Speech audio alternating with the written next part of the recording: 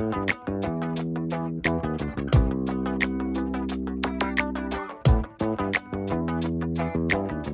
Leadership Fellows Program at the Borough of Manhattan Community College is based on the premise that in order to be an effective leader, one has to be taken out of their comfort zone and has to understand their relationship, not only their relationship within the organization, but also to their peers, their superiors, their peers, and the people below them. This is now the second cohort that we've run for the BMCC Leadership Program, and this is by far perhaps the most engaged and the most successful group that we've had to date. It's a group that was not selected individually by deans or by directors, but rather by the executive cabinet. This was a 3-month process in which we vetted nearly 260 applicants, and we came up with a list of 15 applicants that we thought fit the profile of what we considered were the future leaders of BMCC. These are individuals that in many ways are not only highly intelligent in terms of their academic preparation, but they bring to the job a certain maturity and a certain humility that makes them unique among their peers. And it's those qualities that we think will distinguish this group from all of the other groups that we've seen on campus in terms of training. When we think about the fellows, the Leadership Fellows program, we are thinking about creating a community of leaders that can really help the institution to succeed. And when we connect that to what happens with students, we are connecting within BMCC the various departments that can help that student to succeed. And what I mean by that is, as an academic advisor, that is part of what I do. But the student will not be successful if I cannot make these connections within financial aid, within the registrar's office, within the admissions office, within the study abroad department, and so on and so forth, as it takes an entire community to help that student to succeed. And within the Leadership Fellows program, you find that this community exists. And we are now we are able to connect the dots with how we can succeed as an institution. But if we take that down to the student, how can we, sitting in this room, create the policies and procedures to help these students to succeed? And how can we take that to the senior administrators as they are going to make that final decision? So within this cohort of fellows, we are getting the opportunity to connect with each other and to identify how we can help the student as well. And of course, largely creating that community so that as senior administrators, we can make those decisions. Well, today we talked about our specific roles in terms of how we could be effective in promoting change within BMCC. And I think that in looking at our different roles within different departments, as well as giving some serious thought to our future careers within the college, our future positions within the college, that always keeping in mind how that movement can help students improve their own situations. I think it's important for college presidents and leaders or even senior administrators to think globally about, trends in higher education, because everything that we do affects a global community.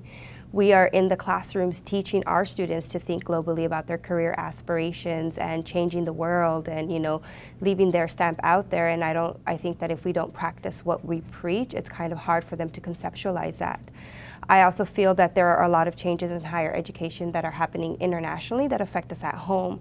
Having a large international population on campus, it does by nature bring a whole different perspective to the classroom environment. And I think university leaders need to be aware of those global perspectives.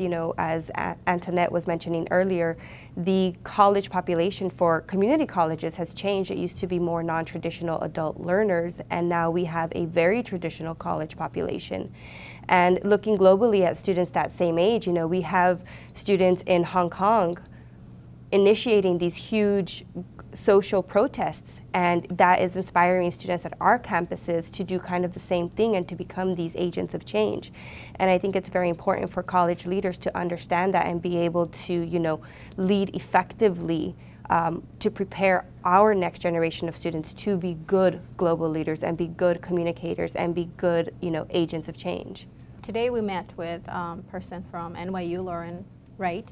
And one of the greatest things that I took away from this session is to really for us to envision visualize our future goals. I think every fellow in the room is a current mid-level leader, aspiring to be at the largest scale change maker in the future, within the next 5 years. So one of the biggest takeaway from today's session is really for us to be able to envision that and to create a path for us as the leaders to make that happen in the near future.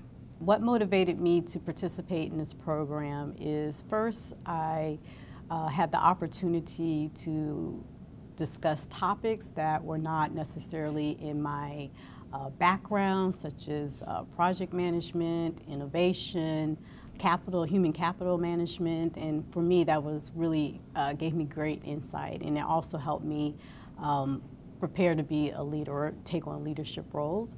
I also appreciated the fact that I was able to participate in a group project that has an impact on the organization. I find that in my current position, I'm pretty much problem solving on one-to-one basis of different issues, but I never get an opportunity to really extend myself and be a part of the organization in a meaningful way. So to talk about student engagement and work with other colleagues, I think is a great aspect to this program and what really motivated me.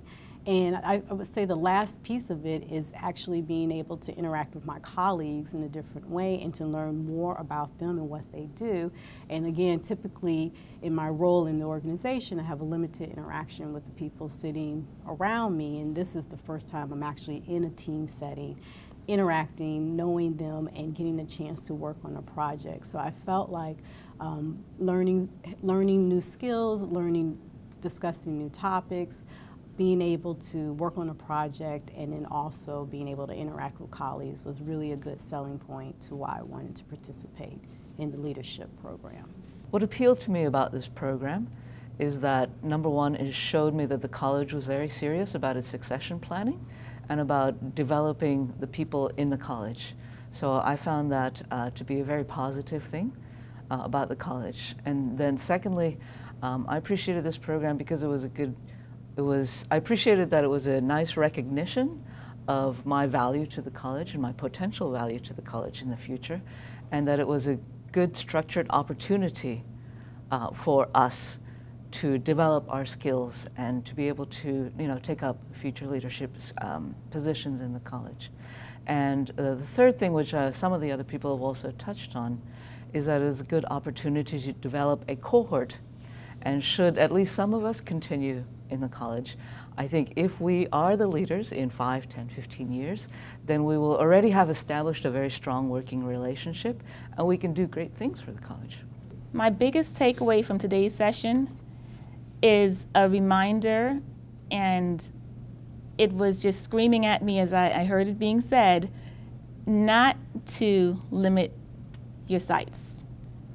And that even though sometimes you may think that you don't have every single thing that fits that bill, that should not stop you from pursuing that next opportunity, whatever that may be. And I think that's something that quite a few of us related to at today's session in particular. The other 15 colleagues that are here with me, they come from different parts of BMCC. And so I've gotten a chance to really understand the work of some of my other colleagues and what it takes for them to do the work that they're doing, their skill level, their commitment, their their knowledge base, and their commitment to the work at BMCC and to our students. So it sort of broadens my view and my perspective of what it is that our senior managers are looking at when they look at middle managers and when they look at identifying those of us who may very well want to continue to contribute in a very meaningful way to the growth and to the continued survival and good work that's going on at BMCC. There are, to my knowledge, there is no other program like this in the country. As I've said before, there are other leadership training programs that focus on management skills. There are others that focus on programs as they relate to strategic planning. But one of the things that President Perez and the Cabinet made very clear to the individuals that were selected for this program is that this was not management training, this was leadership training. And it was getting them to think globally, getting them to think strategically, getting to understand the big picture and understanding what the mission of the college is and how what they do impacts that mission and impacts what we do over the next couple of years. It's unique in the sense that it's embedded in the strategic planning process that we have here at the college, and it's unique in the sense that we have been very selective in the process in which we select, in which we identify our candidates. This was not a process where people volunteered to join the program. This was not an open search. It was not an open casting call, as we say. This was done by invitation. Every dean was given a list of potential candidates. They weighed the merits of those individuals, and they were invited by the cabinet to apply for the program. So it was not open to the entire college community. And as I said before, what distinguishes this group from all the others is the understanding that they are unique in terms of their academic preparation, but most importantly because of their maturity, what they bring to the job and their experiences at the college.